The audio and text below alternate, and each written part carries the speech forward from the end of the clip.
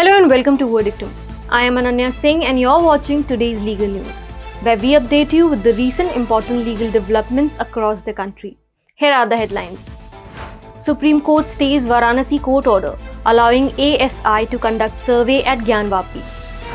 Supreme Court extends interim bail granted to Satyendar Jain in money laundering case. Karnataka High Court refuses to execute London Court's order against KSRTC, says opposed to principles of natural justice. Delhi High Court asks state government to file status report on relief work done amidst Yamuna Floods. Delhi High Court rejects wrestlers' plea against exemption to Bajrang, Punia and Vinesh Phogat in Asian Games trials. Now let's take a detailed look at the headlines. The Supreme Court today stayed the order of the Varanasi District Judge Court that allowed the Archaeological Survey of India to conduct the survey of the Gyanvapi Mosque in Varanasi from today onwards. The Mosque Management Committee, Anjuman Intizamiya, had moved the apex court opposing the exercise and has challenged the order of the local court. The Court of District Judge S. Rajalingam in Varanasi had ordered on July 21st an extensive survey of the barricaded area of the Gyanvapi Mosque by ASI to ascertain whether the mosque was built over a pre-existing Hindu temple, holding that the scientific investigation is necessary for the true facts to come to light. The court has sought a report from ASI up to August 4th, when the matter is scheduled to be heard next. The Varanasi court, however, excluded the area from being surveyed, which was sealed on orders of the apex court in May 2022. The sealed area is the same, where the Hindus claim a shivling has been found, while the Muslims claim it to be a part of a fountain. The present order by the local court comes on applications filed by 5 Hindu plaintiffs in August 2021, demanding the uninterrupted right to worship at the Ma Shringar Gauri Sthal.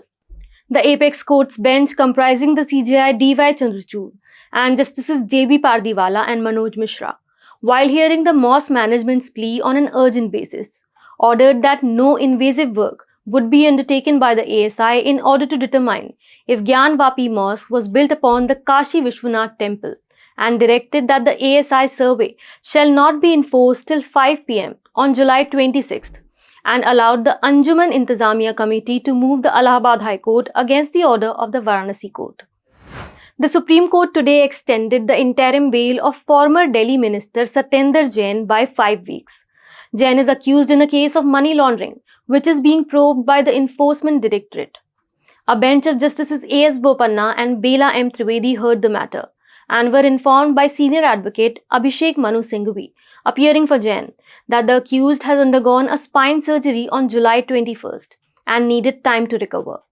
The plea was not opposed by the ED's counsel, and an extension was hence granted to Jain, who was first granted bail on May 26th on medical grounds, and an extension was granted on July 10th, and the same stands renewed today. Justice H.P. Sandesh of the Karnataka High Court held that an execution petition initiated by a British couple, based on a judgment of a foreign court in London, cannot be executed in India, as it was not passed on merits and being opposed to the principles of natural justice. The couple, citizens of England, had sued the Karnataka State Road Transport Corporation for compensation at a court in London, after having met with a road accident while they were travelling to India in 2002. The couple was in a car which belonged to a travel agency, which met with an accident with a bus belonging to the KSRTC. The couple sued KSRTC for compensation before the Exeter County Court in London, which allowed the petition while also directing KSRTC to pay compensation. Subsequently, an execution petition was filed at the Civil Court in Bengaluru, which allowed the petition. The KSRTC challenged the Civil Court order and filed a revision petition at the High Court. The High Court observed that the foreign court has not followed principles of natural justice. It was further held that the order was not conclusive and not on merits, and hence cannot be executable. A division bench of the Delhi High Court, comprising the Chief Justice Satish Chandra Sharma and Justice Saurabh Banerjee, asked the Aam Aadmi Party government to submit a status report on the relief work done amidst the recent floods in the city. The court was hearing a public interest litigation that alleged that the relief camps where the government granted refuge to the displaced people lacked even the basic facilities. Standing counsel Santosh Tripathi, appearing for the Delhi government, objected to the petition, stating that the petitioner never approached the authorities and alleging the PIL reflects in public domain as if the government is not doing anything. He further claimed that the government has been providing financial assistance to the people affected due to floods. The bench, however, remarked that the PIL is not liable to be dismissed at this stage, as the cause of the petitioner is genuine. The Delhi High Court dismissed the plea filed by young wrestlers Sujit Kalkal and Antim Panghal against the exemption from Asian Games trials granted to Bajrang Punia and Vinesh Phogat. Justice Subramaniam Prasad said that the exemption granted to the two wrestlers cannot be termed as arbitrary and perverse, as the same was done to prevent the wrestlers from suffering injuries during the trials. The court also stated that Punia and Phogat fall within the world top 10 rankings, and so the exemptions was not unfair. The exemption granted by the ad hoc committee of the Indian Olympic Association was thus upheld.